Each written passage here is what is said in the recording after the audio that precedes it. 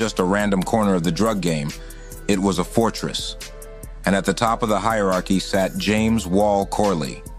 Known as Wall, he wasn't just a street boss, he was the landlord of the operation, controlling the lucrative drug trade within the 40 Ps. His family, the Corleys, were royalty in the neighborhood, commanding respect, loyalty, and fear. When Wall Corley was arrested in May 2012, then Police Commissioner Raymond Kelly referred to him as the Ghost, a nickname that captured Corley's reputation for eluding law enforcement for decades. Operating out of South Jamaica Queens, particularly the 40 projects, Corley was a figure of legend, maintaining his grip on the streets while staying one step ahead of authorities. The story of Corley's downfall had its roots in a series of narcotics raids that began years earlier, chronicled in an October 26, 1988 article in the Daily News. This article described a pivotal raid led by a newly appointed commander. Hey, good day, everybody. Thank you for joining me. Just in case you're joining me for the very first time, I am the real Brian Glaze Gibbs. Hey, smash that like button, subscribe, share, support. Hey, shout out. Over 27,100 subscribers. I truly appreciate each and every one of y'all for your support, man. Hey, listen, let's get started, man. You know what? Lately, and shout out to Wicked TV. You know, they used to be Evil Street TV. They lost a platform. I think they had over 50,000 subscribers. And sometime right now, folks, people don't understand. When you try to put work in and you build your channel, then you lose it for technicality or whatever reason may be. I had a channel. My first channel, I had 63,000 subscribers. I lost it and I had to start all over. So Wicked TV, Evil Street TV, both are the same. Guess what? They lost their large platform. So make sure y'all guys go over there and check them out. Because once again, he been putting out so many different stuff. He did a piece about me, probably about a couple weeks ago. Then he just dropped a piece on James Wall Corley. And you know what? A lot of times people don't know much about Corley. They call him Wall. Some people call him Ghost. They feel like they took, the character, they took his likeness and made it into Ghost in power. But anyway, let me tell you my experience, not directly with him because I never met Corley. I never met him and his brother. I met one of his brothers on a visit in Auburn or whatever. Peter, I think that's what his name was. And we was talking about doing certain things before I actually got into the business. But anyway, the first time I really heard about the Corley was my man, Frenchie. Frenchie was from South Jamaica Queens. Shout out to Frenchie. And right now, I think Frenchie was like West Indies, could be Jamaican. I'm not sure. But I met Frenchie back in Kasaki. Being an adolescent, you go from Rikers Island to Elmira, and I went to Kasaki. So I was in Kasaki with Frenchie. So you know what? Here it is. When I first came home, I came home in late 84. So in 85, you know what? Before I got into the drug game, before I did anything, me and another cat from Brooklyn, we met up with Frenchie. And right now, Frenchie was trying to put us on the payday. He wanted to bring us, and he brought us out to Queens, to South Jamaica. And we was sitting on people. And right now, he was sitting on James Wall Corley, his people. And if I'm not mistaken, it was his ex-wife. It was his wife at the time and his right-hand man head.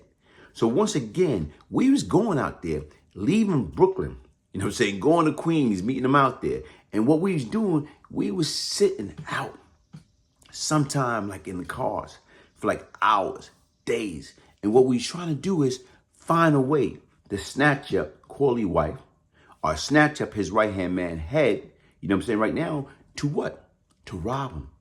To get them to take us to the stash house where the money, where the drug was. So when you sit back and you look at it, man, you talk about 1985, okay? 40 years ago. So you know what? I'm 21, fresh out. But I'm hungry. I'm desperate. Desperate people do desperate things. You thinking after I came home from serving 3.5 years for robbery, you get out, you want to get your life together. Nah, initially, when I got out, I tried to get jobs and I was getting an RN job that wasn't paying much. I got to survive. So I allowed myself to get with my man at the time from Brooklyn, and we hooked up with Frenchie in Queens, and that's what Frenchie was doing. Frenchie was a stick-up kid. He done hit everybody from Corley to the Supreme Team. I don't know whether he hit Cat in them. I don't know. But right now, he was a stick-up kid. If he knew the money, that bag was there, he was going to get it. And Frenchie, shout out to Frenchie's son. I heard he's a rapper or whatever, and he's doing this thing. But like I say, Frenchie and his brother Born, they was known. They wasn't no joke. But anyway, right now, imagine sitting in these cars, hours, waiting on people. Because once again, if you snatch him and you catch him right, guess what?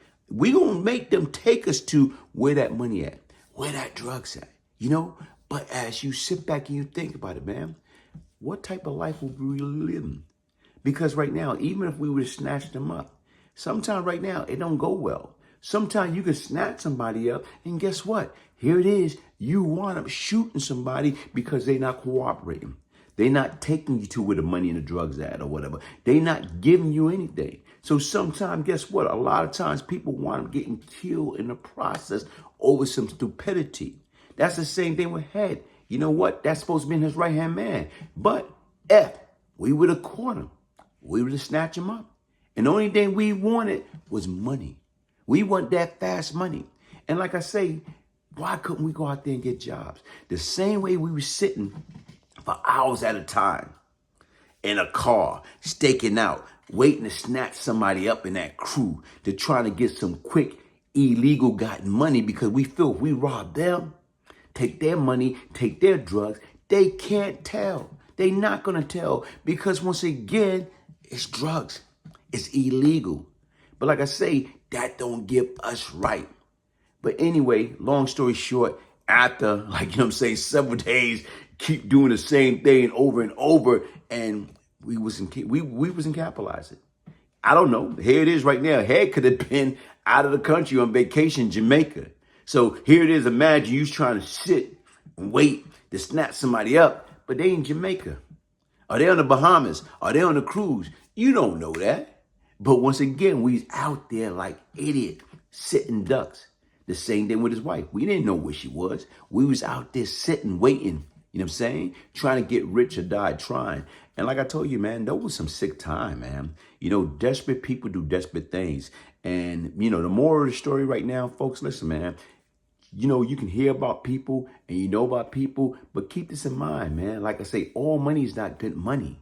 So when people think or know other people got money, drugs, jewelry, and you don't got nothing, you like wolf, you hungry, you out there, guess what? You coming after them, man. So once again, man, shout out to Evil Street TV.